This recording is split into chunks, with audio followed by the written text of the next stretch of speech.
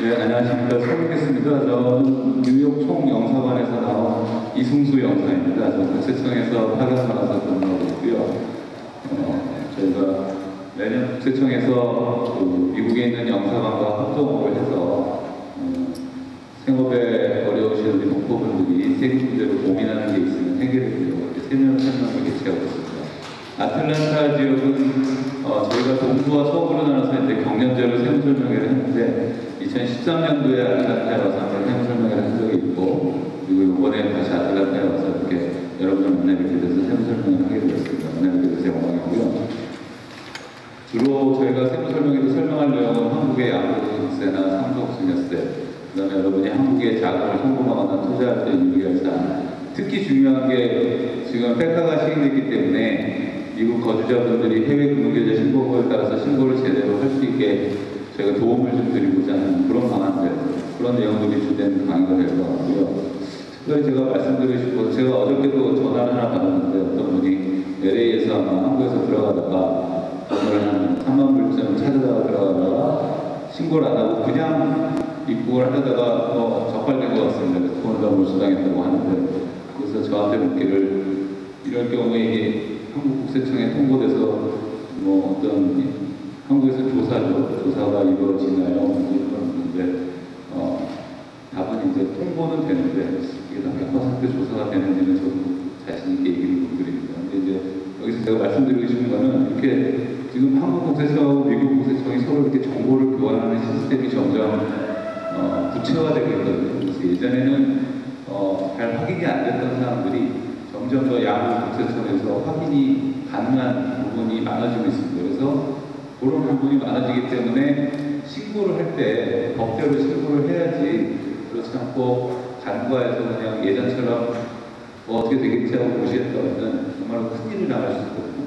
그래서 사전에 미리 준비하시는 게 좋습니다.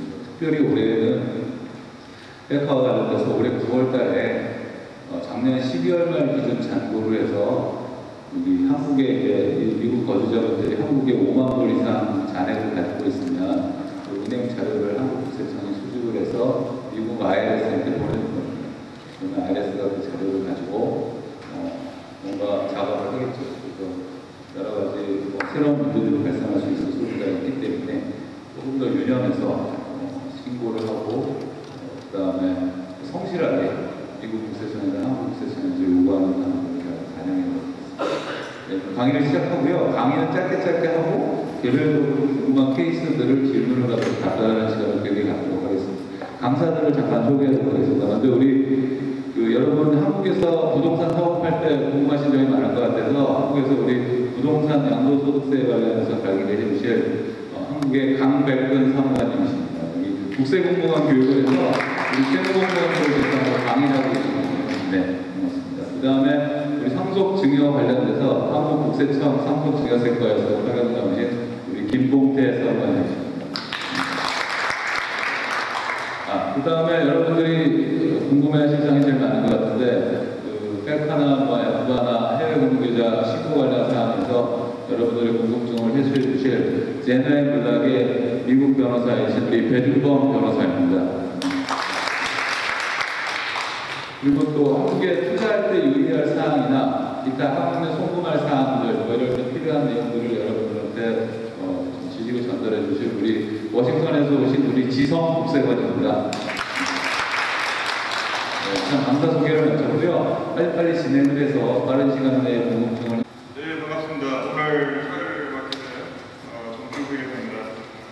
오늘 원래는 인사 말씀으로 한인 회장님께서 오시기로 돼 있으셨는데 좀 알러지 때문에 몸이 안 좋으셔가지고 총영사관의 이민용 영사님께서 인사 말씀 해주시겠습니다.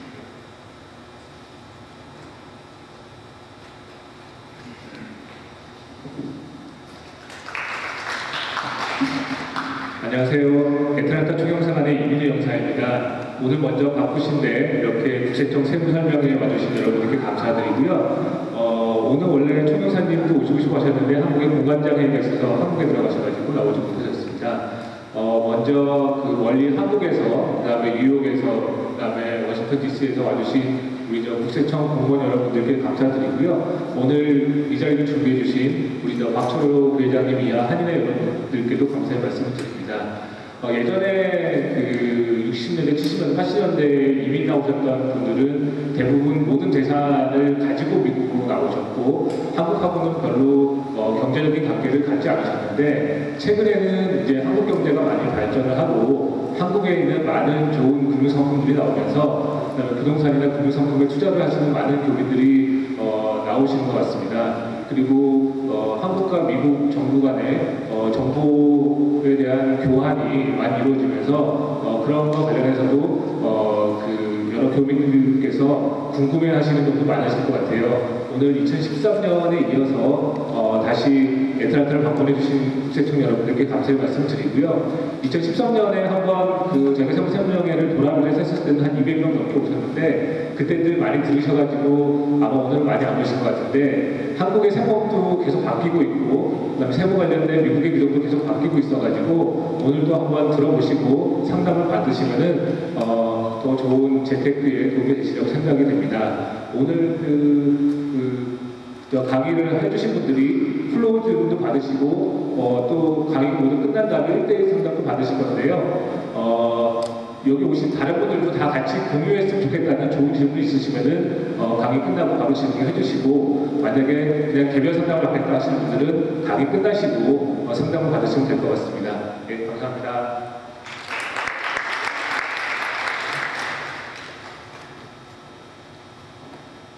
네, 첫 번째 강의를 해주시는 분은 강백근 사무관님, 국세청에서 오셨고요. 한국의 양도세 제도에 대해서 말씀해 주시겠습니다. 모두 박수로 부탁드립니다.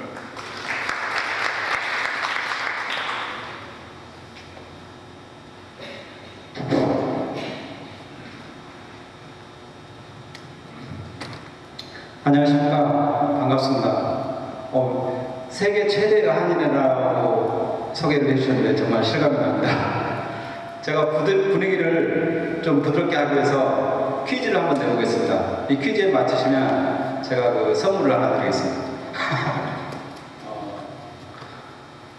한국어를 잘 하셔야 되는데요.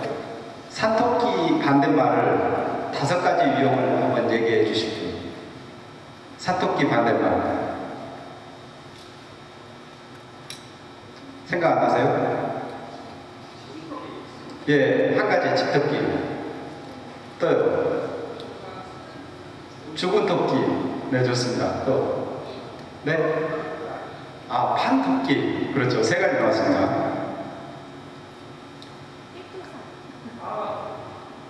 바다토끼요? 그렇죠. 사람이가 바다토끼. 네, 4가지 나왔습니다.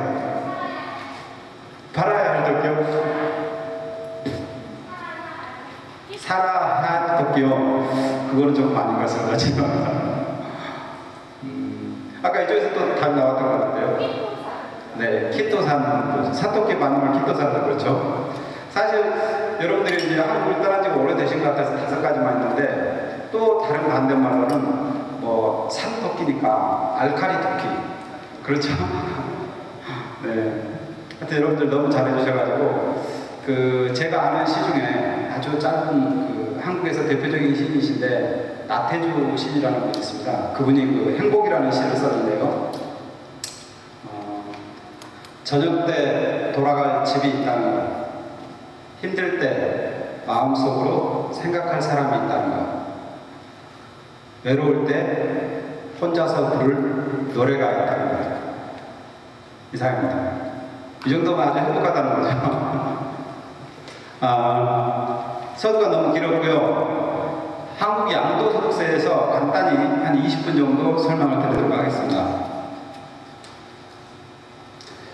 양도라는 정의는 우리 소득세법에서 과세 대상 자산을 열거하고 있습니다. 그래서 열거되어 있는 과세 대상 자산을 유상으로 대가를 갖고 사실상의 이전, 형식상의 이전이 아니라 사실상의 이전 행위를 하는 것을 양도라고 양도소득세에서 정의를 하고 있습니다. 그래서 이러한 양도소득세 납세 의무자는 거주자 또는 비거주자가 납세 의무자거든요. 그래서 거주자의 경우에는 한국 내에 있는 자산 양도에 대해서 당연히 납세 의무가 있고, 국외, 한국 외에 있는 자산 양도에 대해서도 납세 의무가 있습니다. 그렇지만 비거주자의 경우에는 한국 내에 있는 열거되어 있는 과세 대상 자산 양도에 대해서만 납세 의무가 있습니다. 그래서 이 열거되어 있는 자산을 보면 크게 부동산, 토지 건물을 얘기하죠. 그 다음에 부동산에 관한 권리, 각종 분양권, 조합원 입주권, 토지 상환 채권 등 부동산에 관한 권리, 그 다음에 주식은 상장 주식과 비상장 주식을 모두 얘기를 하고 있죠. 상장 주식의 경우에는 대주주 양도분에 대해서만 납세 의무가 있습니다. 비상장 주식은 원칙적으로 모두 납세 의무가 있다, 이렇게 보시면 됩니다. 그 외에 기타 자산을 해가지고 또 이렇게 이제 열거되어 있는 자산이 있고요. 또 유가증권 양도에 대해서도 납세 의무가 있습니다. 그래서 이제 한국의 그 국세통계연구상 보면은 저런 열거되어 있는 자산 중에서 양도 건수 기준으로 가장 많은 것은 역시 토지 건물이죠. 토지 건물이고, 어떤 양도 차익이 가장 많이 발생되는 자산 유형은 주식에서 가장 많이 발생되고 있더라 하는 겁니다. 자, 거주자, 비거주자 판정 기준이 금년도 그 세법이 개정이 돼서 내용이 좀 많이 바뀌었습니다. 가장 대표적으로 바뀐 기준이 거주자는 뭐죠? 국내, 한국 내에 주소를 가지고 있으면 저희는 일단 거주자로 판정을 합니다. 주소를 갖지 않고 있을 때는 2014년도까지는 1년 이상 거소를 가지고 있을 때 거주자로 판정을 했었거든요. 근데 2015년도부터는 183일 이상 거소를 가지고 있으면 거주자로 이렇게 판정하도록 법이 개정이 되었습니다. 그러니까 183일 룰로 바뀐 거죠. 그 외에도 거주자로 보는 경우가 계속하여 183일 이상 국내에 거주할 것으로 해당되는 직업을 가진 때, 그러니까 6개월 이상 한국 내에 거주하는 직업을 가졌을 때 거주자로 판정을 하게 되고요. 바로 그때부터 거주자입니다. 또 하나는 국내에 생계를 같이 하는 가족이 있고 그 어떤 자산 상태에 미추어 가지고 183일 이상 계속하여 한국 내에 거주할 것이라고 인정되는데, 사실 이런 부분이 어려운 부분인데요. 이때는 거주자로 판정을 한다 하는 겁니다. 그래서 이제 예를 들어서 비거주자가 거주자로 바뀌는 시기를 보면 국내 주소를 둔 날, 그때 이제 거주자로 바뀌는 거죠. 또 하나는 국내에 주소를 가지거나 국내 주소가 있는 것으로 보는 사유가 발생한 날, 그렇지 않으면 거소를 둘 때에는 국내에 183일 이상 거소를 둔 때, 그러니까 6개월이 지나야 거소를 둘 때는 거주자로 이렇게 판정을 하도록 하고 있습니다. 그리고 이제 그 거주 기간 계산에서 보면은 국내 거소를 둔 기간은 입국한 날 다음 날부터 출국일까지 그 기간을 계산하도록 되어 있고요.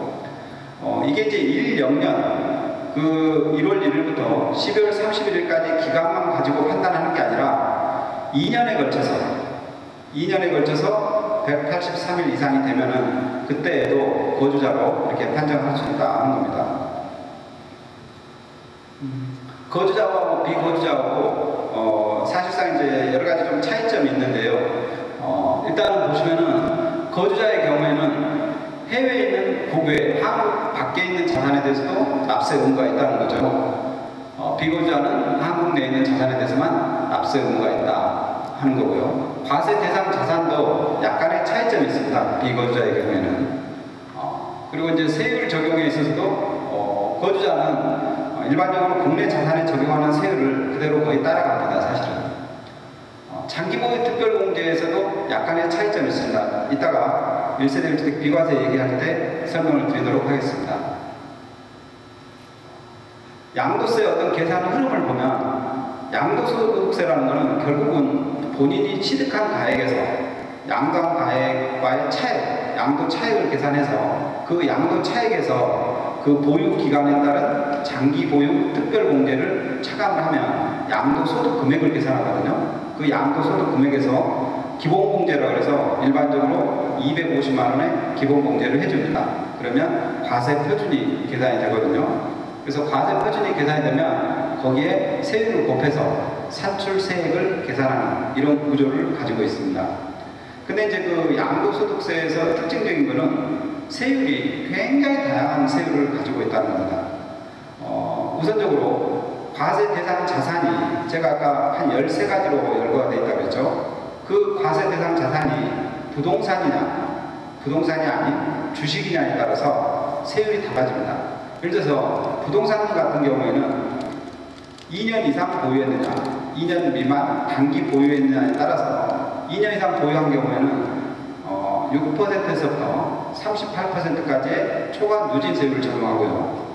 2년 미만 단기 보유했다라고 하면은 1년에서 2년 보유했을 때는 40%, 1년 미만 보유하게 되면 50%의 세율을 이렇게 적용하도록 하고 있습니다.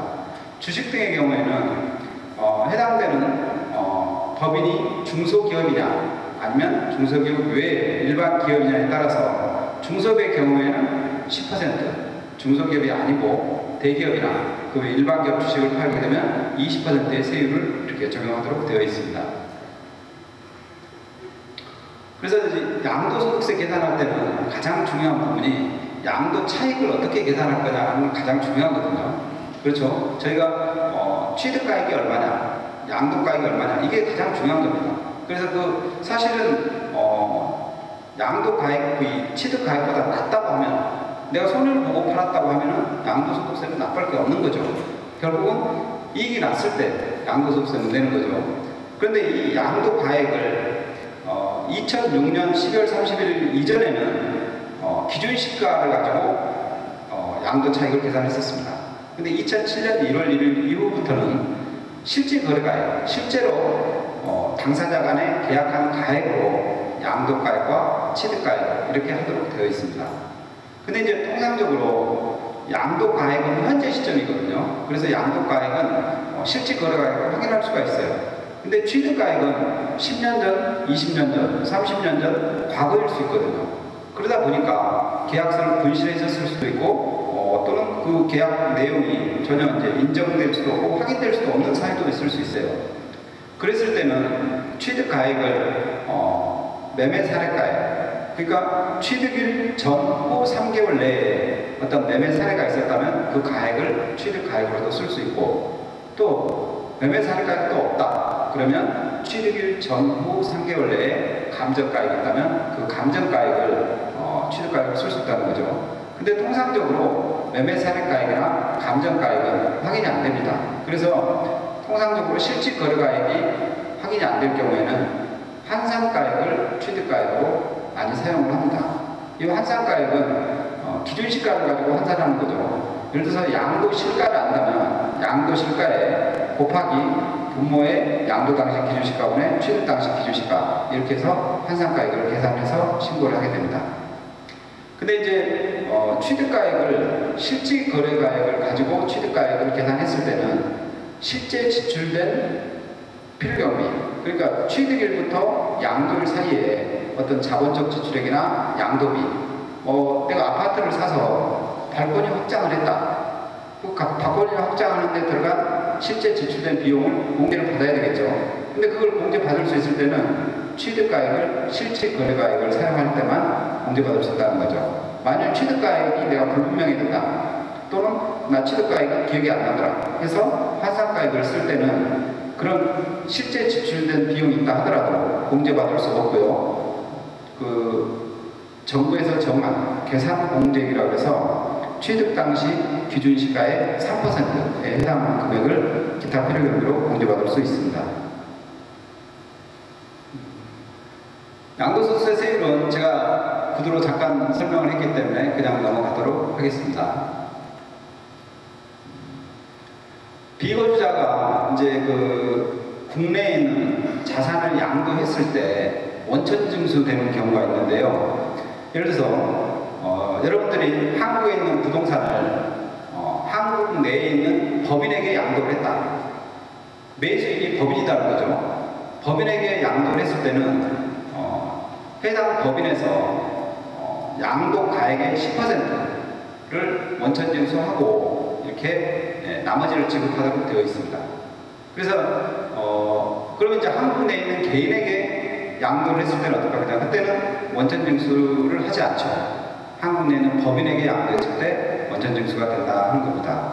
그래서 이제 이 부동산뿐만 아니라 사실은 유가증권의 경우에도 원천징수를 한국 세법에서는 하도록 정하고 있지만 유가증권 같은 경우에는 통상적으로 조세협약에서 보면은 거주지구 가세 원칙을 채택하고 있거든요. 그래서 이제 만일 한국에 있는 기업의 주식이나 채권을 여러분들이 양도를 했다라고 하면은 여러분들은 비거주자 입장이거든요. 대부분 비거주자가 한국 내 있는 주식이나 유가증권을 양도하면은 그 원천지국은 한국이 되는 거고 거주지국은 미국이 되기 때문에 한국에서는 통상적으로 과세하지 않고 미국에서만 과세되는 이런 걸 따르고 있죠. 물론 예외는 또 있습니다. 한국에서 과세되는 예외적인 경우도 있습니다. 그래서 원천징수와 관련된 내용인데요. 이건 뭐 그렇게 발생되지 않으니까 넘어가겠습니다. 간단히 이렇게 원천징수된 내용을 봤는데요. 유가증권 양도 부분하고 부동산 양도 부분하고 나눠가지고 부동산 양도 부분은 저희가 분류과세라고 이제 표현을 하죠. 분류과세. 종합과세가 되지 않고 양도소득은 종합소득과 별도의 분류과세 체계를 가지고 있습니다. 그래서 부동산에 대해서 만일 원천징수가 됐다 하더라도 이 납세 의무를 이행하지 않아도 되는 게 아니라 납세 의무는 여전히 이행을 해야 됩니다. 신고 납부 의무는 여전히 있어요. 그래서 저희는 애납적 원천징수라는 표현을 합니다. 그래서 일단 그 원천징수가 되고 나서도 여러분들이 한국 내에 있는 부동산을 양도를 할 때 양도일에 속하는 만일로부터 2개월 내에 세무서에 신고 납부를 하셔야죠. 신고 납부를 하면서 이 원천징수된 세금에 대해서는 기납부 세액으로 이렇게 공제받을 수 있는 겁니다. 유가증권 같은 경우에는 원래 완납적 원천징수라는 표현을 하죠. 그래서 유가증권 양도 부분에 대해서는 원천징수가 되면 그것으로 납세 의무가 종결되는 이런 완납적 원천징수 제도를 취하고 있습니다.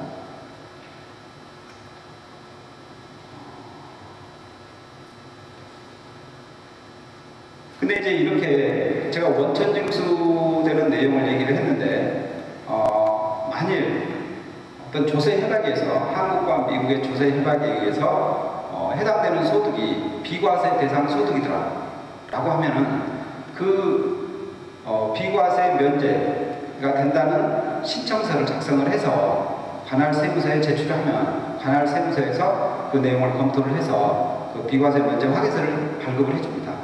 그럼 그 비과세 면제 확인서를 그 양수인의 법인에게 제출하면 매수인이 법인에게 제출하면 원천징수를 아예 하지 않는다는 거죠. 원천징수를 하게 되면은 나중에 또 환급받는 문제가 생기니까 이게 비과세 면제 대상 소득이다 하면은 해당 세무서에서 비과세 면제 신청서를 받아다가 양수 법인이 양수할 때 법인에게 제출해주면 원천징수를 되지 않는다는 겁니다. 자, 이제 그 가장 많이 발생되는 1세대 1주택 비과세에 대해서 간단히 말씀을 드리도록 하겠습니다. 1세대 1주택 비과세는 한 세대가 국내 하나의 주택을 2년 이상 보유하다 양도하면 비과세를 하게 되는 거거든요. 그리고 해당되는 주택이 9억 원을 초과하지 않는 주택이어야 되고 9억을 초과하게 되면 9억 초과분에 대해서는 또 별도의 과세가 이루어집니다. 또 미등기 양도자산에 해당이 안 돼야 되거든요. 미등기 양도자산에 해당이 되면 미등기 전매를 했다라고 하면은 비록 1세대 1주택이라 하더라도 비과세 혜택을 배제하거든요. 그래서 이제 이 1세대 1주택은 뭐 세대의 개념, 주택의 개념이 이제 복잡하지만 어쨌든 비거주자에게는 원칙적으로 적용을 하지 않습니다. 1세대 1주택 비과세는. 근데 예외적으로 비거주자라 하더라도 적용받는 경우가 있죠. 보면은 어떤 해외 인근 등으로 출국하는 날 현재 2년 이상 보유한 하나의 주택이었다는 거죠. 2년 이상 보유한 하나의 주택을 그 해외 이민 등으로 출국한 날로부터 2년 이내에 양도하게 되면 비록 양도 시점에서는 비거주자이지만 비과세 혜택을 받을 수 있다 하는 겁니다. 근데 이제 조건이 출국일 현재 1주택자여야 되고 양도일 현재에도 1주택자여야 되죠. 그래야 비거주자 신분에서 양도할 때 비과세를 받을 수 있는 겁니다. 또 예외적으로 이렇게 이제 해외 이민을 올 때 항상 이렇게 그 출국일이 해외 이민을 하는 날은 아니거든요. 현지 이주라고 했죠. 현지 이주. 그래서 간단한 사례로 보시면은 2004년에 경기도 분당에 있는 주택을 취득을 하고 2005년에 출국을 한 거죠. 근데 출국을 한 날 이민을 간 건 아니죠. 현지 이주를 한 건 아니니까. 2011년도에 결혼을 함으로 인해서 2012년도에 미국의 영주권을 취득을 했다라고 하면 현지 이주 날짜를 2012년으로 보기 때문에 만일 2012년 2월 달에 분당에 있는 주택을 양도했다면 현지 이주한 날로부터 2년 이내에 해당이 되기 때문에 비과세를 받으실 수도 있다 하는 겁니다. 현지 이주의 경우에는. 자, 이제 또 많이 발생되는 부분이 자격 농지에 대한 감면입니다. 자격 농지.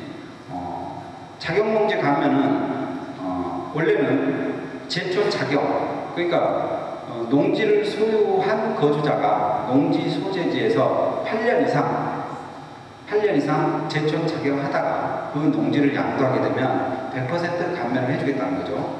다만 이제 한도는 있습니다. 1과세기간에 2억 원, 5과세기간에 3억 원 한도는 있지만 어쨌든 해당되는 농지를 이렇게 8년 이상 제촌 자격, 농지 소재지에 거주하면서 자기 손으로 직접 경작하는 것을 제촌 자격이라고 하고 있죠.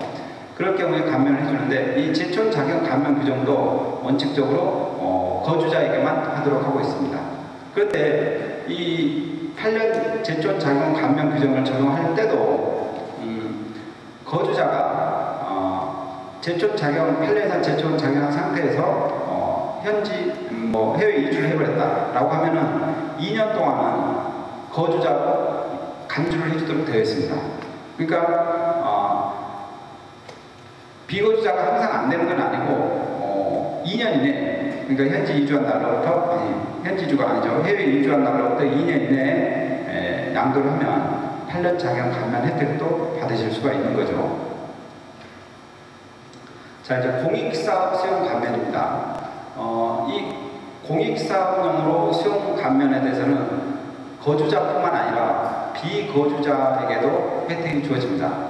이 어떤 여러분들이 어떤 한국에 가지고 있는 땅이 토지주택공사나 또는 지방자치단체에서 도로를 내거나 또는 산업단지를 조성함으로 인해서 수용이나 협의매수가 됐다는 거죠. 그렇게 협의매수가 수용이 됐을 때는 현금으로 보상을 받게 되면은 15%, 어떤 채권으로 보상을 받게 되면 20%, 채권도 3년 만기 채권을 받았다. 그러면 30%, 5년 만기 채권을 보상을 받았다. 그러면 40%의 감면을 해줍니다. 근데 이제 이렇게 감면을 해주는데 그럼 무조건 감면을 해주느냐? 그렇지는 않다는 거죠. 어떤 그런 공익사업이 시행되는 것을 대외적으로 발표한다. 그날을 저희는 사업인정고시라고 하고 있습니다. 사업인정고시. 그러한 사업인정고시를 2년 전에 취득했을 때만 혜택을 주고 있다 하는 거죠. 만일 어떤 공익사업 시행자로 지정받지 못했다면 사후 감면이 가능한데요. 그때는 양도일로부터 소급해서 2년 전에는 취득했어야 공익사업 수용이나 협의매수에 따른 감면을 받으실 수 있다 하는 겁니다. 그래서 감면 대상자는 비거주자도 해당이 된다. 그리고 제가 감면 조건이 어떤 사업인정고시일로부터 2년 전에 취득해야 된다는데 만일 상속받은 토지나 건물이라면 취득 시기를 피상속인의 취득일부터 기산을 한다는 거죠. 그러니까 본인이 상속받은 날부터 따지는 게 아니고 돌아가신 분이 취득한 때로부터 해서 계산을 하기 때문에 감면 대상이 될 가능성이 높은 거죠. 미분양주택에 따른 감면은 사실은 제가 설명할 게 아니고 이 미분양주택, 신축주택 또는 1세대 1주택인자로부터 취득한 주택에 대한 감면 내용이 있거든요. 이런 내용은 여러분들이 취득할 때 그 분양업자가 미리 이제 설명을 해주는 거죠. 이러한 주택을 취득해서 양도하게 되면 취득일로부터 5년 동안에 발생된 소득에 대해서는 감면이 됩니다. 이런 얘기를 미리 해주셨을 거예요. 그래서 미분양주택에 대한 감면은 취득한 본인들이 이제 제일 잘 알고 계십니다. 이게 매년 법이 개정되기 때문에 일괄적으로 좀 말씀드리기는 곤란합니다. 미분양주택 감면은. 재외국민 인감경유제도라는 게 있는데요. 여러분들이 이제 한국에 있는 부동산을 양도할 때 그 부동산 매도용 인감증명을 동사무소에 가서 발급받으려면 해당 동사무소에서 세무서를 이렇게 경유해서 오도록 그렇게 얘기를 하거든요. 그럴 때 이제 그 세무서에서는 양도소득세가 정확하게 신고 납부됐는지 여부를 확인하고 이 재외국민에 따른 인감증명서 경유란에 세무사 직위를 찍어서 주게 되면은 그걸 동사무소에 가지고 가시면은 이제 발급을 받으실 수 있는 이러한 내용입니다. 뭐 주요 상담 사례인데요. 주요 상담 사례라고 할 건 없고요. 사실 이제 1세대 1주택 비과세 대상이 돼서 한국에서 비과세 혹시 받더라도 또 미국 세법에 따라서는 또다시 세금을 납부하실 수도 있는 겁니다. 한국에서 비과세 됐다고 해서 미국에서도 세금이 전혀 없다 이렇게 할 수는 없죠. 왜냐하면 여러분들이 이제 어떤 시민권자나 영주권자에 해당이 되게 되면 미국 세법에서는 항상 거주자로 판정을 하거든요. 항상 거주자. 그러니까 거주자는 전세계 소득에 대해서 원래 납세 의무가 있는 겁니다. 그래서 한국에서 비과세가 되더라도 미국에서 또 납부하실 수도 있다 하는 겁니다. 또 다른 내용은 이제 좀 전문적인 내용이 있는데요. 어떤 상속주택 하나하고 내가 일반주택을 하나를 한국에서 가지고 있다. 그랬을 때 비록 2주택자였지만 상속주택이 하나 있고 일반주택이 하나 있으니까 2주택자였지만 일반주택을 양도할 때는 상속주택은 없는 것으로 간주하고 비과세를 해주는 게 있거든요. 그때에도 비거주자에게는 적용이 안 되더라 하는 겁니다. 그리고 마지막으로는 두 번째 보면은 감면도 이게 이제 거주자에게만 감면 규정을 적용을 시켜주기 때문에 비거주자에게는 감면을 배제시켰다 하는 내용이거든요. 예. 자, 그리고 이제 마지막으로 또 하나 소개시켜 드릴 거는 2014년도부터 한국의 거주자로 판정을 받으면 한국의 거주자가 되면 해외 부동산 취득에 대해서 다음 연도 5월 말까지 한국에 있는 세무서에 이렇게 신고하도록 되어 있습니다. 그 신고를 하지 않게 되면 이렇게 이제 또 과태료 1,000만 원 이하의 과태료를 부과하도록 이렇게 되어 있거든요. 또는 2014년도 이전의 취득분이라 하더라도 2014년도에 해당되는 부동산에 따른 어떤 운용소득, 임대소득 등이 발생이 됐다면 그 소득에 대해서 이제 한국의 거주자가 됐을 때 얘기죠. 한국 거주자가 됐을 때 금년 5월 말까지 꼭 신고를 하셔야 된다 하는 점입니다. 신고를 하지 않게 되면 그 부분에 대해서 과태료가 부과되더라 하는 점입니다. 제 강의는 이것을 마치고요. 혹시 공통적인 질문 있으시면 질문을 해주시고 아니면 개별 질문을 받도록 하겠습니다. 네.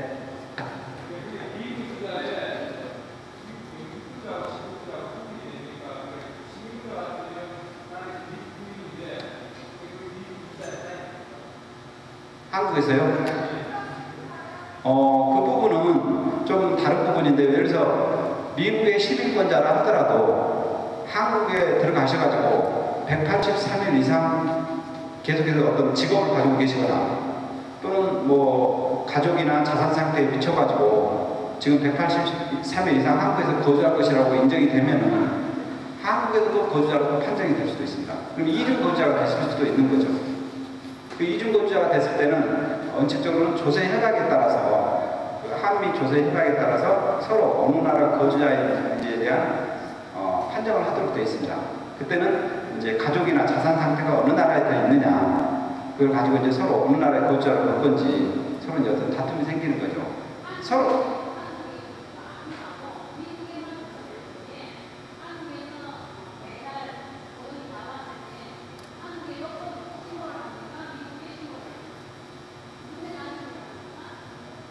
소득 종류에 따라서 달라지죠. 어떤 소득 종류인지에 따라서 한국에서 과세되는 소득도 있고 미국에서만 과세되는 소득도 있습니다. 이따가 그건 나중에 개별적으로 설명드리도록 하겠습니다. 여러분, 예, 교재 있습니다. 네, 여러분 경청해 주셔서 고맙습니다.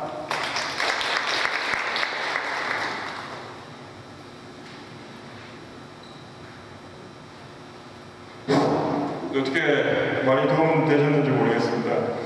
제가 현장에서 양도세에 대해서 가장 많이 받는 질문은 사무관님께서 말씀하셨듯이 한국에서 이제 부동산을 팔고 오신 분들, 그런 분들이 이 소득을 미국 세금 보고에도 보고를 해야 되느냐, 이런 질문을 제일 많이 받습니다. 근데 정답은 보고해야 됩니다.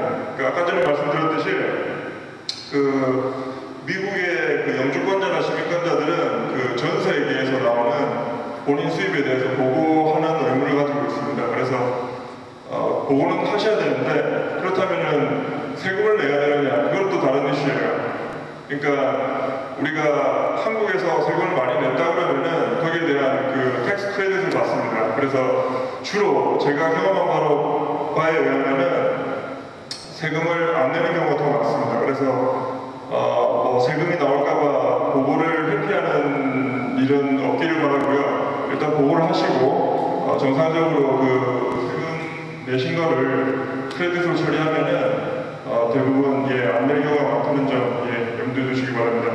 지금 두 번째 한국의 상속 증여세 제도에 대해서 국세청 사무관이신 김봉태 선생님께서 발표해 주시겠습니다.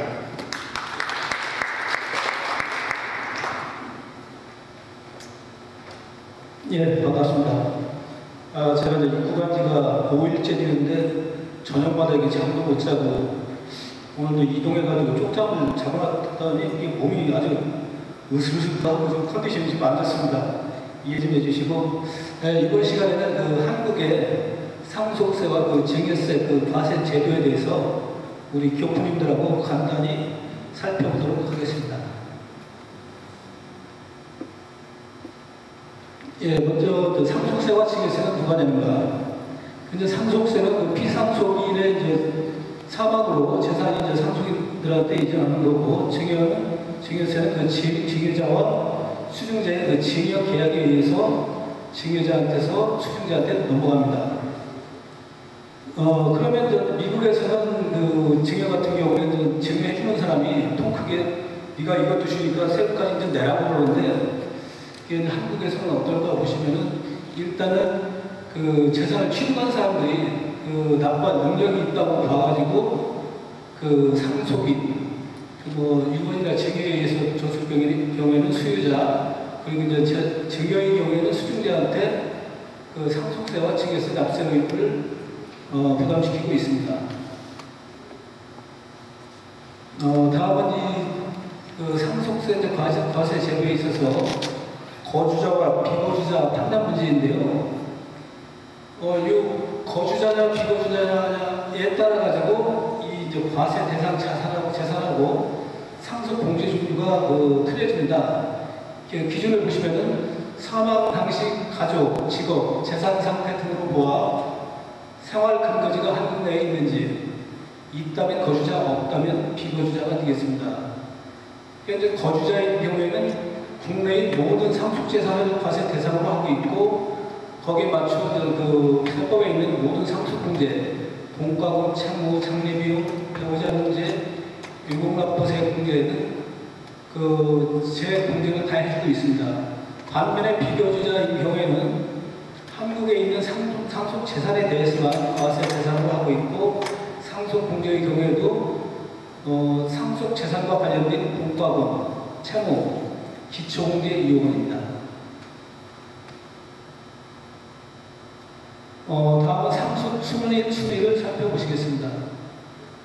배우자와 직계 존속인 부모, 직계 비속인 아들, 딸이 있고 형제 자매가 있는 A가 사망했을 경우에 1순위자는 직계 비속, 즉 아들과 딸입니다.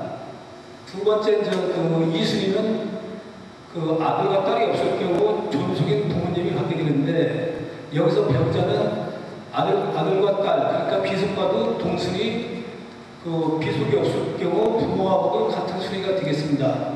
만약 직계 존속도 없고 비속도 없다고 하면은 배우자가 단독 상속인이 되겠습니다. 그리고 이제 1, 2순위가 없을 경우, 세 번째로 이제 형제 자매가 받게 되고, 형제 자매도 없다고 하면은 사촌인의 반계 혈족이 상속인이 되겠습니다. 유류분 제도라는 것은 그 피상속인이 유언이나 유증, 징역에 의해서 그 본인의 상속재산을 마음대로 처분할 수가 있습니다. 그럼에도 불구하고 이 상속인한테 최소한 최소한의 지분을 줘야 된다는 그런 개념으로 70년대 민법 개정하면서 생긴 것인데, 배우자 및 직계 귀속은 본인의 법정 상속분의 2분의 1, 직계 존속 및 형제 자매는 3분의 1을 인정해주고 있습니다. 다음은 사례를 보시겠습니다. A가 사망했을 경우 1순위 상속인과 법정 지분을 살펴보시면은 존속도 있고 비속이 있는데 비속이 1순위가 되기 때문에 아들과 딸 그리고 배우자가 있어서 동순위 공동 상속인이 되겠습니다. 그 지분은 아들과 딸이 1 그리고 배우자가 50% 가산한 1.5가 되는데 지분을 따져보면 아들은 3.5분의 1, 딸 역시 3.5분의 1, 배우자는 3.5분의 1.5가 되겠습니다. 이제 소수락 등록 분자의 이식을 곱해주면은 7분의 2, 7분의 2, 7분의 3 여기에다가 상속재산 70만 달러를 곱해주면은 배우자는 30만 달러, 아들과 딸은 각각 20만 달러가 되겠습니다.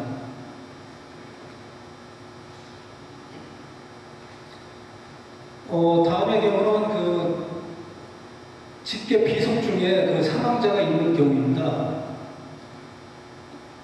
여기에서 이제 딸이 사위와 외손녀가 없다면은 아들하고 배우자가 1대 1.5로 이제 나눠 가지면 되는데, 딸의 배우자와 비속이 있기 때문에 딸의 지분을 한으로 외손녀와 사위가 1대 1.5로 배분을 하게 되겠습니다. 이렇게 보시면은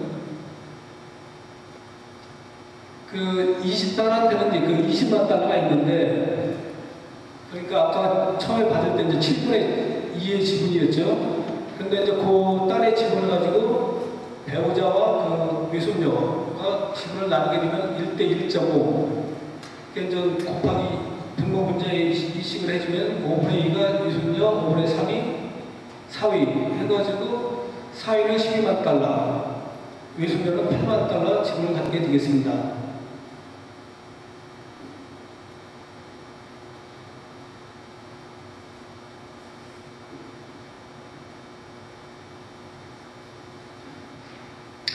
피상속인이 비거주자인 경우 상속세 계산 구조를 살펴보시겠습니다. 상속재산가액에서 상속재산과 관련된 공과금과 채무를 공제하고, 여기 이제 사전증여 재산을 가산하는데, 이 사전증여 재산은 사망 전 상속인에게 10년, 상속인 외의자에게 5년 이내에 증여한 재산을 합산하고, 나중에 산출세 밑에 있는 기납부 증여세 등 공제해서 차감을 해주게 되겠습니다. 여기서 이제 상속세 과세 가액을 산정하고, 여기에 이제 기초공제 2억을 공제해서 상속세 과세 표준을 삼고, 여기에 세액을 적용해서 산출세액을 산정하는데, 만일에 이 세대를 뛰어넘는 상속이 이루어질 경우에는 30% 할증 과세를 하고 있습니다.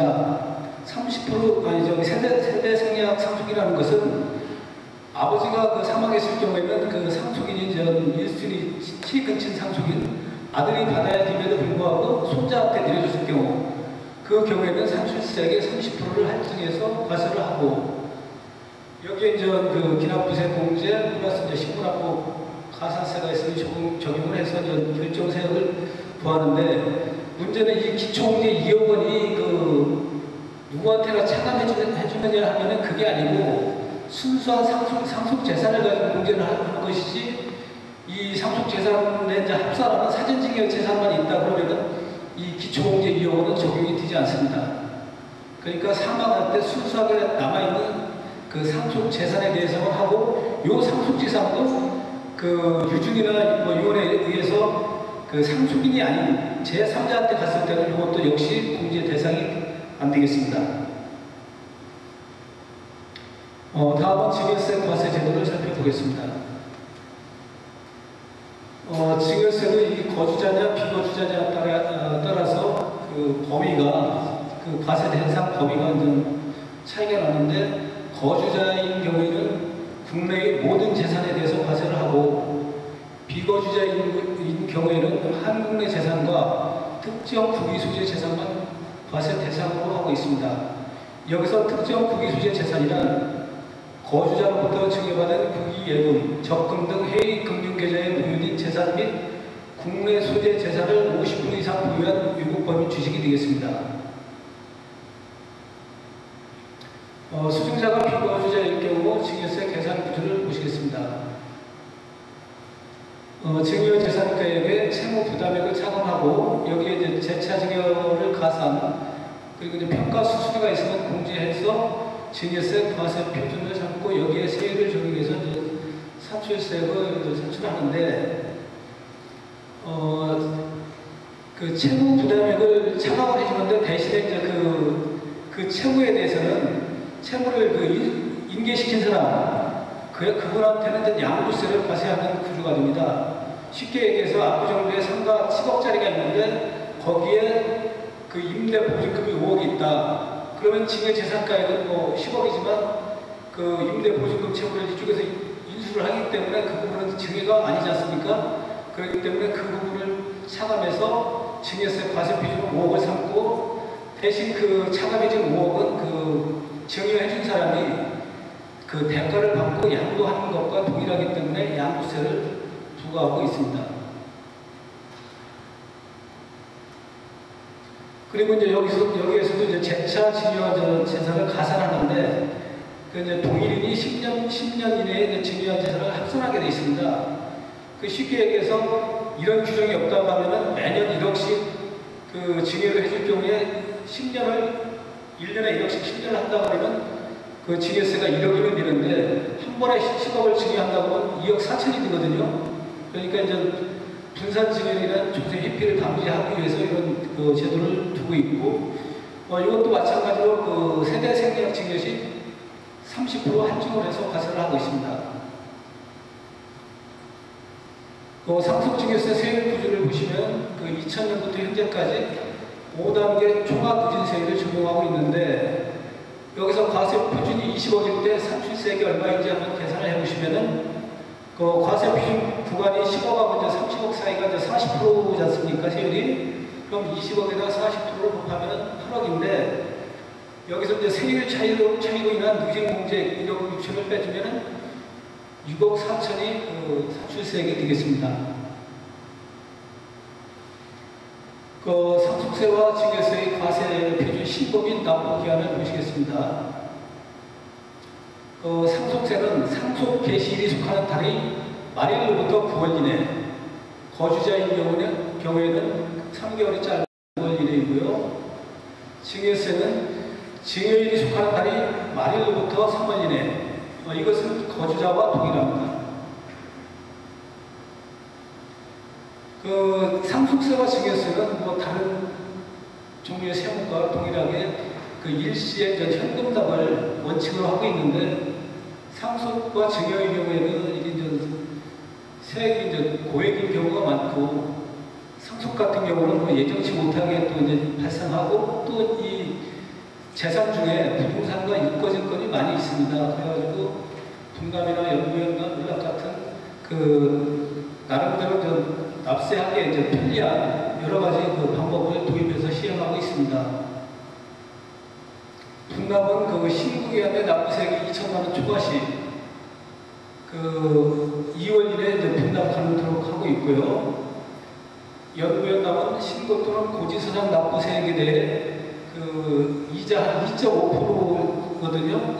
이번에 이제 변경돼가지고 이걸 부담하고 5년 이내에 그 연부연납을 할 수가 있습니다. 이 경우에는 납세 담보를 제공하여야 합니다.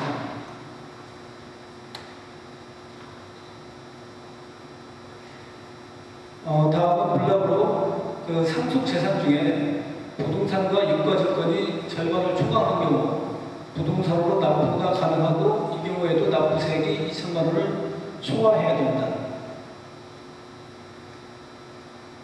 여기서 이제 상속세 그 요약 정리를 해보시면은 상속세는 그 피상속인 돌아가신 분을 기준으로 해가지고 그 비거주자냐 거주자냐 그것을 찾고 이제 거기에 따라서 거주자인 경우에는 국내의 모든 그 상속재산을 과세 대상으로 하고 있고 이것을 한국에 실신고라고 하시면 되겠습니다.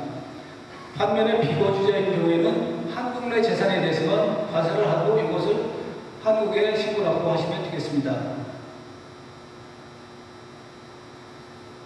다음은 그 증여세 요약인데 증여세는 그 수증자 증여를 받는 사람을 기준으로 해가지고 이 사람이 거주자냐 비거주자냐 이렇게 이제 판단을 하고 그 증여 거주자인 경우에 국내의 모든 재산을 그 한국에서 이제 과세를 합니다. 이제 수증자가 비거주자인 경우에는 그 국내 재산에 대해서는 과세를 하고 그 국위 재산인 경우 이것은 거주자가 아까 이제 특정 국위 소재 재산을 증여할 때만 예의적으로 이 수증자가 아닌 거주자한테 증여세 과세를 하고 있습니다. 그리고 맨 밑에 이제 비거주자가 뭐 국위 재산을 하는 경우에는 그 한국하고 뭐 전혀 관계가 없어서 이제 과세 대상이 아니고요. 이 사례는 건너뛰겠습니다.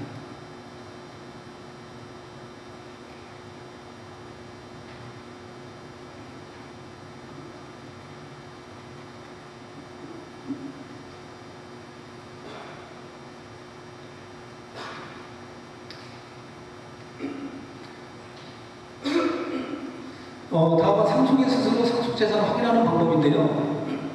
그 부동산의 경우에는 국토교통부에서 운영하는 조상땅 찾기 제도가 있습니다.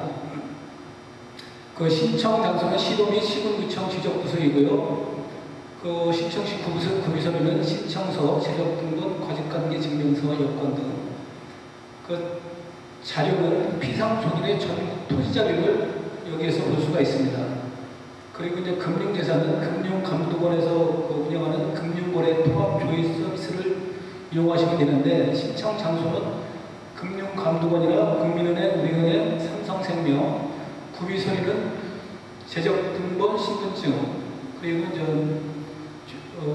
자료 범위는 피상속인의 예금, 적금, 증권, 보험 등이 되겠습니다.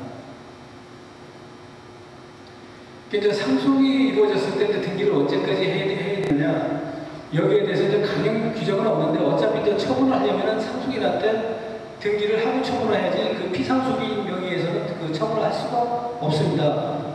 그리고 이제 그 취득세의 경우에는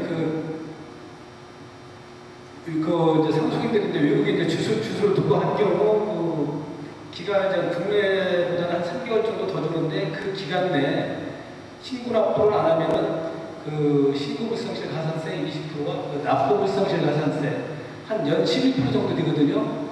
계속 이게 붙어나가니까 그 상속이 일어났으면은 9개월 이내에 그 등기까지 정리하시면서 이 취득세까지 납부하시면은 아마 모든 게 정리되지 않을까 싶습니다.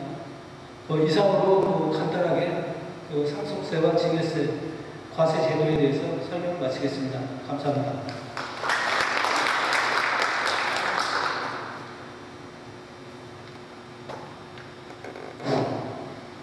네, 잘 들으셨습니까?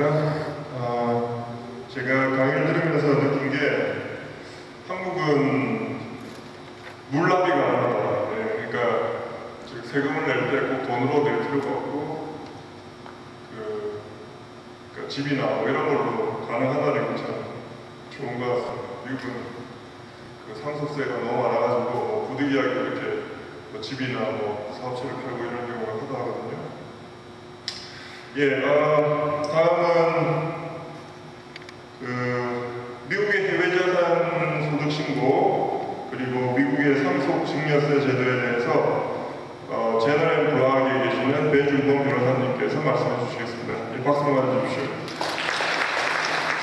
로펌의 뉴욕 오피스의 세무자문을 맡고 있는 배준범 변호사입니다.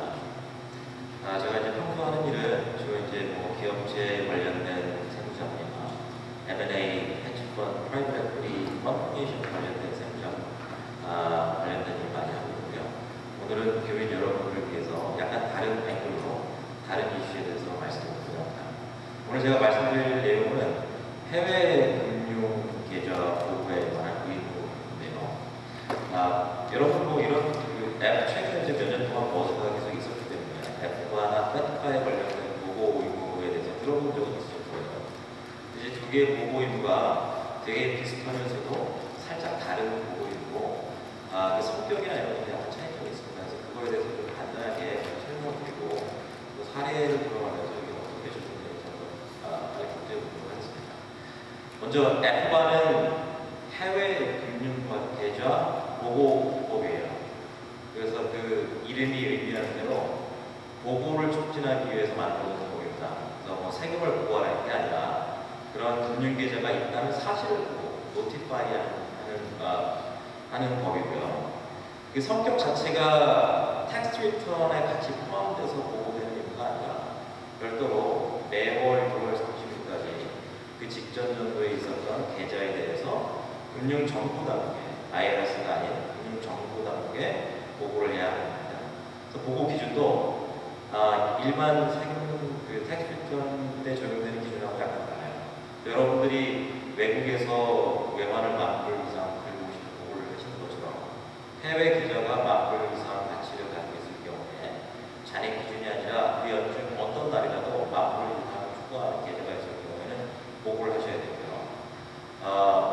이게 이제 약간 혹시 사업하시는 분들 계실 수 있겠지만 10,000불 이상 트랜잭션이 일어나는 경우에는 텍스 리턴에서 물론 관련된 서류를 보고하시겠지만 금융정보당국으로 관련된 사실 보고가 돼 있어요. 그거에 준해서 발생하는 보고입니다. 그래서 뭐 보통 이제 텍스 리턴 같은 경우에는 보고가 합산한 것에 하는 경우에는 보고 상한이라든지 뭐 이런 것들이 조정이 됩니다만 이 F바는 그런 것이 없습니다. 혼자 보고를 하시든지 보고 합산 보고를 하시든지 상관없이 10,000불 이상 밸류가 있었던 경우에는 항상 보고를 하셔야 됩니다. 이거는 이제 보고의 성격 자체가 주로 이제 금융범죄나 자금 세탁을 방지하기 위해서 만들어진 법안이기 때문에 페널티가 상당히 큽니다. 보고를 한 번 위반했을 때는 10,000불의 페널티가 부과되고 건별로 계속 그 페널티가 누적이 됩니다. 그 누적의 제한이 있어요. 그러니까 만약에 과거 5년 동안 보고를 하지 않으셨다 그러면 10,000불의 5배니까 50,000불이 페널티가 되겠죠. 만약에 보고를 하는 계좌가 3개가 있다 그러면 3개를 매년 안 하셨으니까 30,000불씩 5년이면 150,000불의 페널티가 부과됩니다. 그리고 만약에 보고를 누락한 것이 의도적이었다고 판단이 되면 100,000불과 그리고 계좌의 최대 잔액의 50%까지 그중에 이제 큰 금액으로 페널티가 부과될 수 있죠. 그래서 만약에 이제 과거에 5년 전에 10억의 계좌가 있었는데 계속 이제 돈을 쓰셔가지고 현재는 10,000불 이하의 잔액이라 할지라도 이제 페널티 이게 고의적으로 보고를 안 했다는 게 밝혀지면 과거 이제 10억 최대 잔액 기준으로 50%의 페널티가 5억까지 부과될 수가 있죠. 지금 통장에 10,000불이 없다 할지라도. 근데 이거와 비교해서 이제 페카는 상대적으로 이제 F바는 기존에도 계속 있었던 보고 방식이고 2003년 이후에 계속 시행돼서 아직까지 계속 시행이 되고 있는 이제 의무입니다. 반면에 이제 페카는 2010년에 신설이 됐고요. 근데 페카는 해외 계좌 납세 준수법입니다. 이름에서도 알 수 있듯이 보고를 해야 하는 의무지만 그 보고를 촉진하는 그 성격 자체가 납세를 장려하기 위한 그런 제도이죠. 그래서 보고 기준도 약간 높습니다. 10,000불이라고 해봐야 계좌 자체가 크지 않으니까 10,000불로 적용되는 게 아니라 그 보고 기준 자체가 50,000불이고요. 훨씬 크고요. 보고가 합산 보고했을 경우에는 일반 텍스 리턴처럼 그 보고 기준이 조정이 됐다. 보고일 경우 합산 보고할 경우에는 100,000불. 그리고 이제 뭐 해외에 거주할 경우에는 또 이제 뭐 세금 회피나 이런 단속 적다고 해서 200,000불. 보고 상한 기준이 계속 이제 조정이 되고 있고.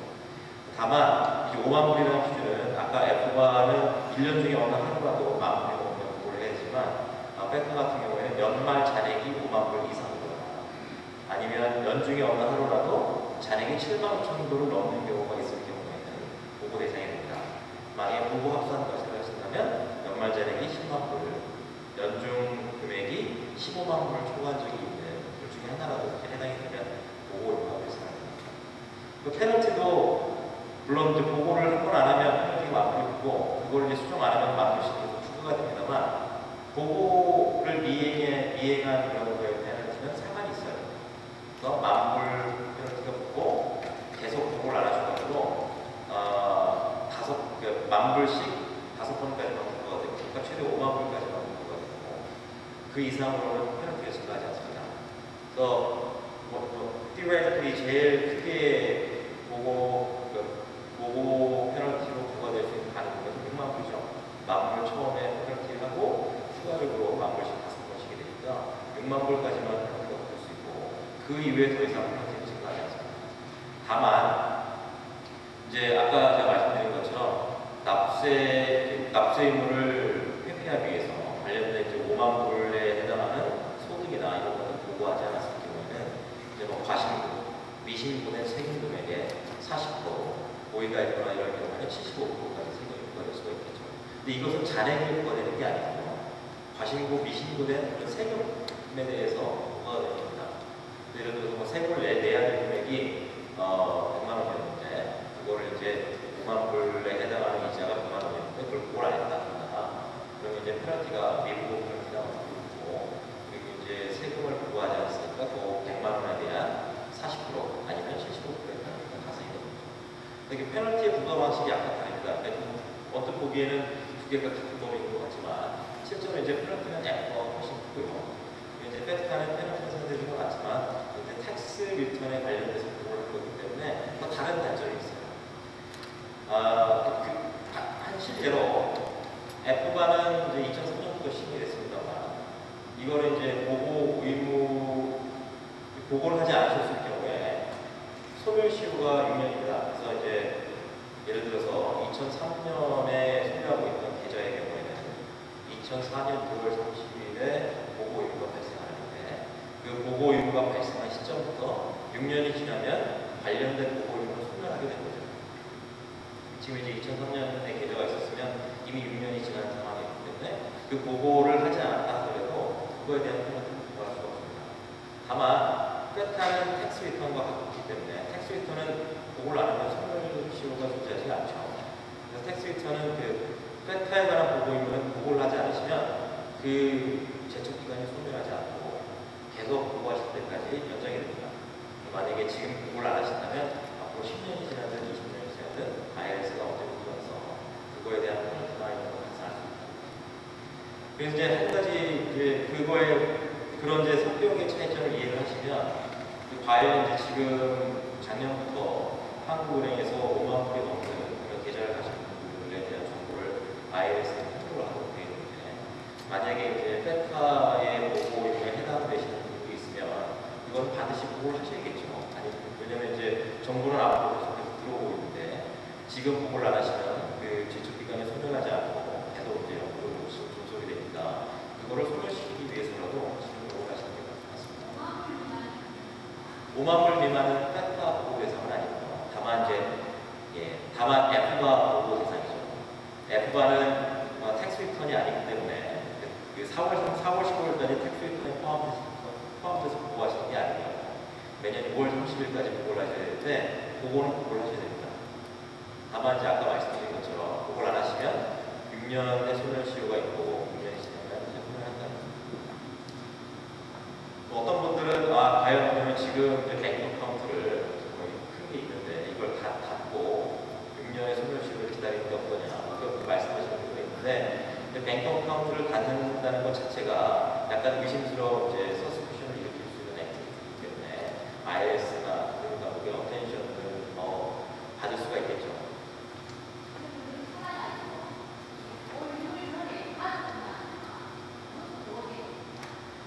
가지고 올 때 보고를 하실 수밖에 없습니다.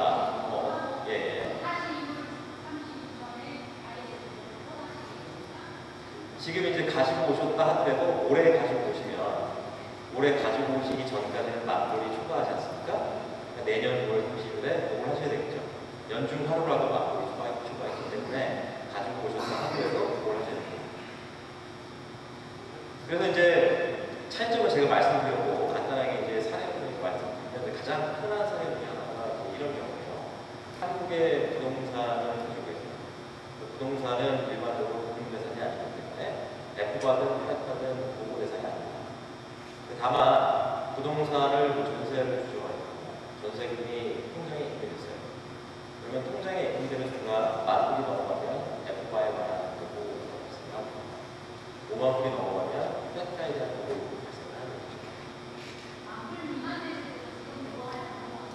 세금을 보고하려고 하는 게 아니고요. 그 계좌를 보고하려고 하는 거죠. 예, 예를 들어서 만불 미만이라 하더라도 소득이 발생했다 그러면 이제 그 텍스 리턴에 세금을 보고를 하셔야 되고, 만불은 그 계좌의 존재 여부를 보고하느냐 마느냐를 결정하는 거죠. 그래서 이제 전세금이 이제 들어왔으면 그건 이제 전세금 이제 일반적으로 만불도 넘고 5만불도 넘으니까요. 근데 그거는 이제 F과에 보고할 그 의무도 생기고 F과에 보고할 의무도 생기겠죠. 그 금액을 보고를 안 한다 보면 앞으로 소멸하지 않고 언제든지 리스크에 노출이 되기 때문에 그런 금액들은 이제 당연히 보고를 해야 되겠죠. 그리고 이제 어떤 경우에는 지금은 잔액이 없는데 단순히 전세금을 올라서 추가로 금액을 받는 경우가 있는데, 그런 경우에는 만불이 넘었으면 당연히 F과에 보고를 해야 되고요.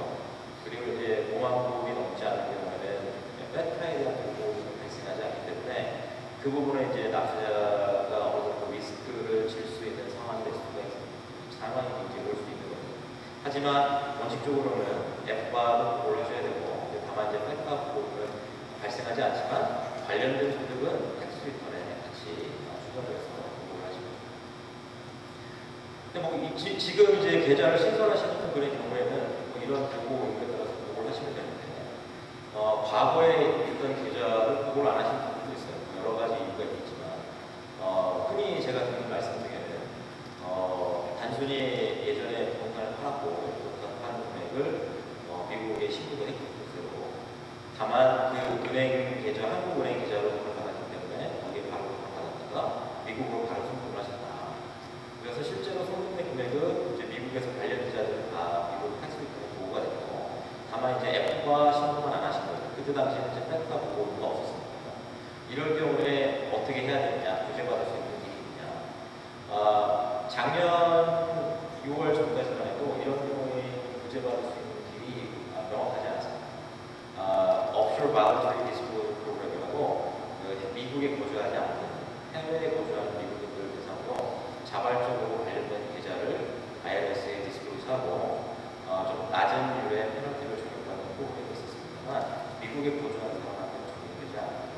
다만 이제 작년 6월에 프로세스 자체가 개정이 되면서 미국에 거주하는 사람들도 Offshore Voluntary Disclosure 프로그램에 참여할 수가 있게 되고, 또 아까 제가 말씀드린 것처럼 단순히 F와만 들어간 그런 경우에는 소득을 탈루할 의도가 있거나 아니면 고의로 보고하지 않았다는 그런 사실을 증명할 수 있는 그런 납세자의 경우에는 지금이라도 페널티 없이 레이트 파일링을 할 수 있는 기회가 있습니다.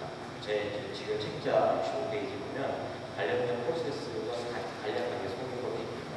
관련 IRS의 주소가 나와 있으니까 그쪽을 참고해 보시면 어떻게 implement F과 submission을 추가로 레이트 파일을 하거나 알수 있는 그런 부분들이 나와 있으니까 그런 세금의 누락 없이 단순히 보고만 안 하신 분들의 경우에는 그런 프로세스를 통해서 구제를 받을 수 있습니다. 그리고 이제 포텐셜하게 형사처벌을 그런 가능성을 줄여두고 월급도 없이 구제받을 수 있으니까 그런 분들은 전부 프로그램에 참여하시는 게 현명한 선택이죠. 또 이제 그런 경우와 반대로 어떤 분들은 일부 세금 텍스가 이자 보고 안 하시는 분들이 있을 거예요.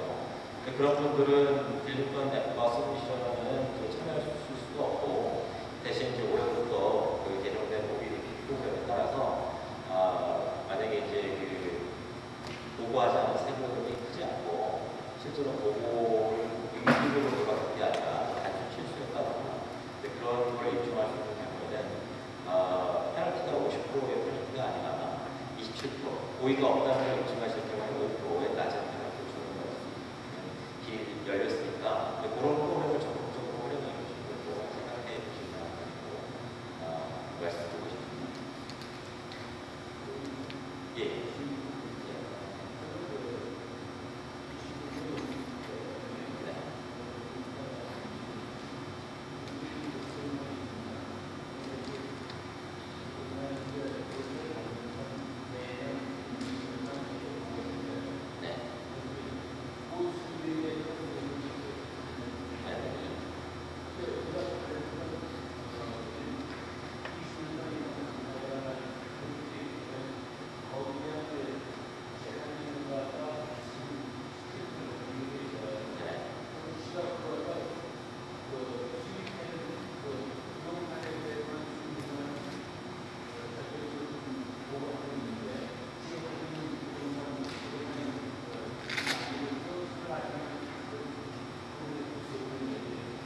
현철을 지금 미국에서 교육을 하고 계십니까요?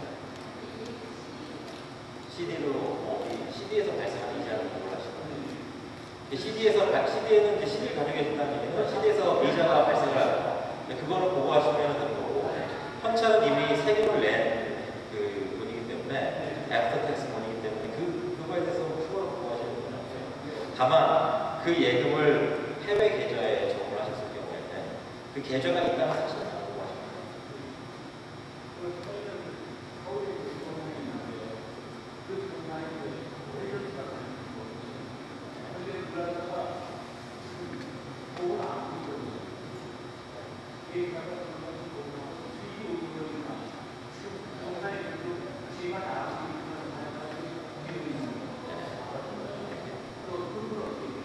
그런 것도 아까 제가 말씀드린 것처럼 부동산은 F와 페타의 보고가 없기 때문에 부동산을 보고하실 필요는 없어요. 수입이 발생하지 않는다면 당연히 보고하실 필요가 없죠. 다만 이제 부동산을 처분했을 때는 양도소득이 발생하고, 그때는 이제 아까 말씀하신 것처럼 미국에서도 양도소득세 신고를 하고 한국에서 이제 그냥 부가세 세액을 홀텍스 배우시로 차감을 하셔야 됩니다. 네. 근데 양도소득세나 이제 이런 부분들에 대해서는 개별적인 상담 시간에 좀 더 자세하게 제가 상담을 드리려고 하고, 마지막으로 아까 분이 그 기업체에 적용되는 F와 페타 오리미션을 살짝 얘기를 해달라고 말씀하셨어요. F하고 페타의 중요한 차이점은 페타는 납세를 정리하기 위함이라고 제가 말씀드렸잖아요. 개인의 보호입니다. F바는 개인이든 기업이든 상관없이 해외 계좌가 있으면 그걸 해야 돼요. 만약에 회사를 운영하고 계신데 회사가 해외 계좌를 막무상 보유하고 있었는데 그거에 대해서 보고를 안 했다는 비슷한 프랙티가 있을 수 있죠. 다만 이제 회사는 텍스 리턴을 많이 하시고 다른 그 보고 의무들이 많이 있기 때문에 이제 회사를 운영하시는 분들은 대부분 F바에 관한 부분을 출수하셨을 거예요. 그거에 대한 차이점을 말씀드리고 싶고, 하나의 또 다른 큰 차이점은 이런 분 해당되는 분들이 계실지 모르겠지만 F바는 해외 금융 계좌에 대한 부분입니다. 그래서 만약에 주식을 가지고 계신다면 이건 금융 계좌가 아니에요. 그러니까 주식 계좌는 금융 계좌인데 주식 자체는 금융 계좌가 아닙니다. 그래서 이걸 보고하실 이유가 없어요. 다만 페타는 그게 이제 아까 말씀드린 것처럼 세금을 회피하기 위해서 만들어진 거거든요. 회피하는 걸 방지하기 위해서 만들어진 거기 때문에 이제 그 기본 자체가 미국에 이제 돈 많은 부자들이 하나하나 뭐 이런 그 페이퍼를 통해서 스위스 뱅크에 금융자산을 감추는 그런 사례들이 많이 이제 밝혀졌기 때문에 본인이 이제 주식 꼭 금융 계좌가 아니고 주식 자체를 갖고 있는 경우에도 그 주식 자체를 보고해야 됩니다. 주식이 아니라 채권도 5만 불 이상 가지고 계시면 채권 자체도 보고 생긴다는 거 차이점 말씀드리고 싶고요. 그리고 이제 회사 같은 경우에 회사가 이제 오퍼레이팅 컴퍼니는 상관이 없습니다만 오퍼레이팅 컴퍼니 위에 홀딩 컴퍼니가 있고 그 위에 뭐 트레저리만 담당하는 서브시디어리가 있고, 그래서 이제 그 홀딩 컴퍼니나 트레저리 컴퍼니는 주로 이제 하는 분들이 오퍼레이팅 컴퍼니에 자금을 대여해주고 그걸 물려받고 이런 것들만 하는 거죠. 그럼 이제 그런 경우에 그런 홀딩 컴퍼니나 트레저리 역할을 하는 서브시디어리가 과연 파이낸셜 인스티튜션이냐, 과연 그래서 회사의 그 컴퍼니에서 IRS 레귤레이션에 따르면 예외 규정이 있어요.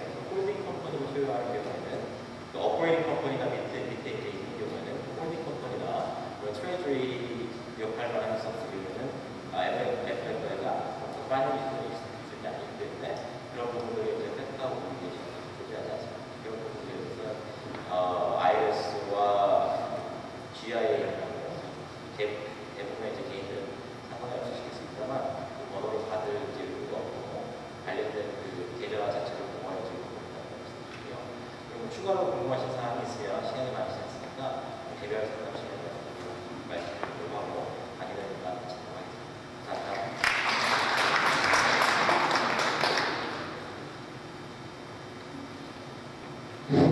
네, 질문이 있으신 분들은 우리가 다 끝나고 Q&A 세션이 따로 있습니다. 그래서 그때 제가 다 질문을 받고 또 강사님들을 연결시켜 드릴 테니까요. 조금만 기다려 주시면 감사하겠습니다. 마실 분은 지성 국세관님이고요. 한국 내 금융 및 부동산 투자 시 유의사항에 대해서 말씀해 주시겠습니까? 예, 박수로 맞아주십시오. 반갑습니다. 주미대사관에 근무하고 있는 국세관 지성입니다. 제가 마지막 강의를 맡게 되는데요. 이번 섹션은 여기 계신 시민권자나 영주권자께서 여기 있는 여윳돈을 가지고 한국에 부동산을 사거나 아니면 예금이나 주식 채권을 사실 때 어떤 절차와 단계를 거쳐서 투자해야 되는지, 또 그때 발생할 수 있는 세금 문제는 어떤 건지에 대해서 간단하게 살펴보겠습니다. 그래서 이제 강의는 두 가지로 크게 나눠서 부동산 투자와 관련된 사항, 그 다음에 두 번째로 금융 투자와 관련된 사항에 두 가지로 나눠서 설명드리겠습니다. 부동산 투자하실 때 발생할 수 있는 순서를 단계별로 보면요. 먼저 미국에 있는 돈을, 달러를 한국으로 가져가셔야 되고, 돈을 원화로 바꾸신 다음에 부동산을 삽니다. 사서 이거를 자기 앞으로 등기를 해야 되겠죠? 등기를 한 다음에 부동산을 보유하고 있으면 발생하는 세금들이 있습니다. 세금을 납부하시고, 그 다음에 이제 약간 이제 수익 실현 가능하다 하실 때 이제 파셔야 되잖아요. 파실 때 또 세금을 납부하셔야 되고, 또 이제 타신 돈을 다시 미국으로 가져오실 때 또 달러로 바꿔서 다시 미국으로 송금하실 때 절차들이 있습니다. 먼저 미국에서 달러를 가져와서 어떻게 사용할 것인가? 여기 그 비거주자죠. 그러니까 시민권자나 영주권자가 한국 내 은행에서 개설할 수 있는 계정이 세 가지 종류가 있습니다. 첫 번째 계정이 비거주자 외화 계정인데요. 대외 계정인데요. 이거는 달러를 가져와서 달러로 예금하는 겁니다. 달러로 예금하고 있다가 필요시 그냥 다시 미국으로 송금한다든지 아니면 다른 그 외화 계정으로 이체할 수 있는 계정입니다. 이제 특징 하나는 이제 별도의 증빙 없이 뺐다 그리고 외화로 송금했다 입금했다가 자유로운 계정입니다. 두 번째 계정은 비거주자 원화 계정인데요. 요거는 그 가져오신 달러를 원화로 바꿔서 원화로 가지고 계시는 계좌입니다. 이 계좌는 그 대한민국 국민이 사용하는 계정과 똑같이 그냥 일출금이 자유롭고요. 자유롭고 마음대로 이제 원화를 쓰시고 하시는데, 다만 이제 거기 있는 원화를 달러로 바꿔서 다시 미국으로 가져가실 때는 그 자금이 어떻게 났는지 자금 출처에 대해서 설명하는 그런 절차가 있습니다. 세 번째로 개설할 수 있는 계정이 비거주자 자유로운 계정입니다. 이거는 원화 계정인데요. 달러로 가져와서 원화를 바꾼 다음에 그냥 가만히 묶여두는 겁니다. 예금에 따른 이자만 이제 받을 목적으로 이제 개설하는 계좌고요. 이것도 마찬가지로 다시 그 달러로 바꿔서 성공하는 데는 아무런 제한이 없는 계정입니다.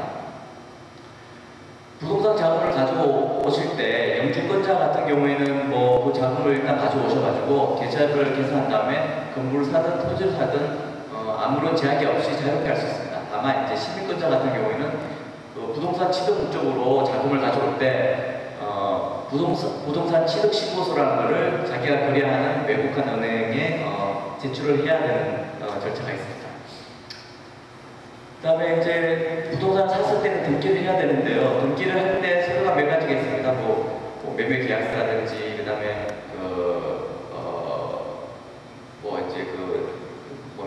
자기 토지문서 같은 거 있죠. 정문서 같은 거는 이제 등록증을 등 여러 가지가 있는데, 그 중에 이제 세 가지 중요한 서류에 대해서 설명드리면, 먼저 인감증명을 줄 수 있습니다. 인감증명은 기존에 인감증명을 신청하신 분이 있으면은 예전에 이제 영주권 받기 전에 최종적으로 살던 주소지나 본적 주소지 관할 동사무소 가셔가지고 발급을 신청하시면 되고요. 인감 신청한 적이 없다 그러면은 가서 자기가 이제 최종적으로 살던 주소지나 본적 주소지에 가서 신고하시고 발급을 신청하시면 됩니다. 시민권자 같은 경우에는 없겠죠. 없는 경우가 대부분일 텐데 그런 경우에는 서명을 받은 다음에 이 서명이 내 서명이라는 것을 공증을 받으세요. 공증을 받으셔가지고 제출하시면은 인감증명 대신 사용할 수 있고요. 그 다음에 주민등록등본이 필요한데요. 주민등록등본은 국내에 거주하고 계시면은 이제 그 출입국 관리사무소에 국내 거소를 신고하시면 도서번호가 나옵니다. 그걸 사용하시면 되고요. 도서증을 사용하시면 되고, 여기 미국 계신 분들은 그 영사관에서 재국민 거주 사실 증명서라는 것을 발급해 줍니다. 그거를 사용하시고 가름해서 사용하시면 되고요. 마지막으로 주민등록번호는요. 국내 거소 신고하는 경우에는 국내 거소 신고 번호, 없을 때는 부동산 등기용 번호라고 서울법원 등기소 가면은 발급을 해줍니다. 그걸 이제 대신 사용하시면 됩니다.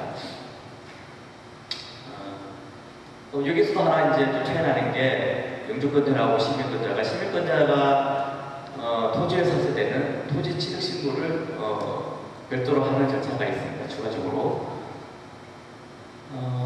다음으로 이제 부동산을 가지고 있을 때 어떤 세금이 문제되는지 말씀드리겠습니다. 부동산 샀을 때는 취득세를 납부하셔야 됩니다. 취득세는 이제 자기가 어떤 경로로 취득해야 했는지에 따라서 조금 다른데요. 2.4%에서 3% 정도의 취득세를 내셔야 되고요. 보유했을 때는 프로퍼티 텍스 같은 성격의 재산세, 종합부동산세를 납부하셔야 됩니다. 만약에 그거를 상가나 오피스텔 같은 것을 보유하지는 않을 거지 않습니까? 이제 이걸 누구한테 임대할 텐데, 임대할 때는 임대해준 시점으로서 2개월 내에 세무서에 사업자 등록을 신청하셔야 됩니다. 그래서 제가 사업자다 이렇게 말씀하셔야 되고요. 그 다음에 신고하실 때 자기가 한 군데에 6개월 이상 거주하지 못하는 상황이 발생하면은 납세 관리인을 지정해야 돼요. 변호사나 회계사, 세무사 중에서 내 대신 세금 문제를 처리할 사람이다 이렇게 납세 관리인을 지정해서 신고하는 절차가 있습니다. 이제 부동산 임대했을 때 발생하는 소득에 대해서는 소득세를 납부하셔야 되고 또 부가세 10%를 추가로 납부하셔야 됩니다. 그 다음에 이제 파셨을 때는 아까 이제 첫째 시간에 설명하신 대로 양도소득세를 납부하시면 되고요. 네, 말씀드립니다.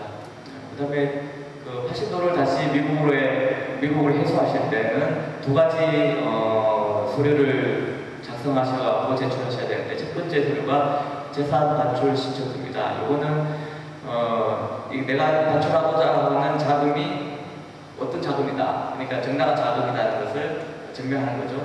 그러니까 부동산 매각을 통해서 발생한 자금이다, 아니면 내가 처음부터 미국에서 가져온 자금이다, 그런 것을 이제 입증하시면 되고요. 또 부동산을 판 경우에는 부동산 매각 자금 확인서라는 것을 세무서에서 발급해 줍니다. 이거 신청하시면은 부동산 매매 계약서 가지고 가셔서 이건 내가 부동산을 판 돈이다라고 하면은 확인해 줄 겁니다. 그 두 가지를 가지고 가시면은 이제 자금을 회수하는 데는 아무 문제도 없고요. 다음으로 이제 금융 투자 관련 부분인데요. 이것도 순서는 똑같습니다. 돈을 가져와서 금융자산에 투자한 다음에 다시 팔고 나가시는 건데요. 돈을 가지고 들어올 때는 똑같아요. 아까 말씀드린 부동산 투자랑 똑같고, 다만 차이가 나는 게 자본거래를 하시는 거잖아요. 그래서 자본거래 신고를 자기가 거래하는 외국간 은행에 신고하셔야 되고요.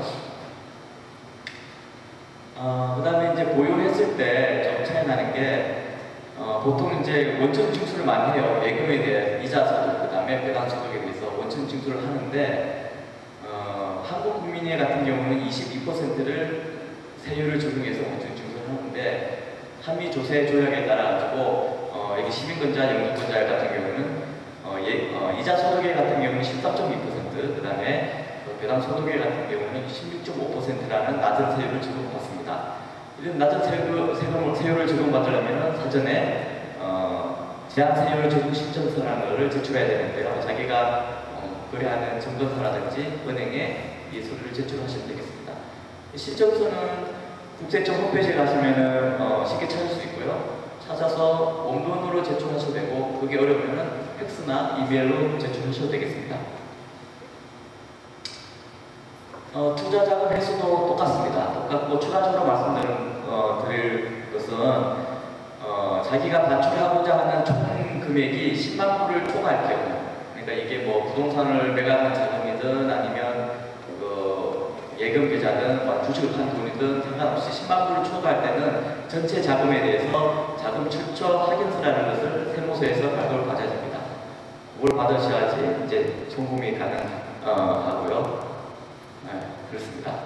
더 궁금한 사항은 사실 예시 사항을 이렇게 했는데요. 전부 적용되는 사항이 아니라 가지고 요건 생략하기로 하고요. 추가로 이제 질문 사항이 있으면 개별 상담 받는 으로 강의를 마무리하겠습니다. 감사합니다.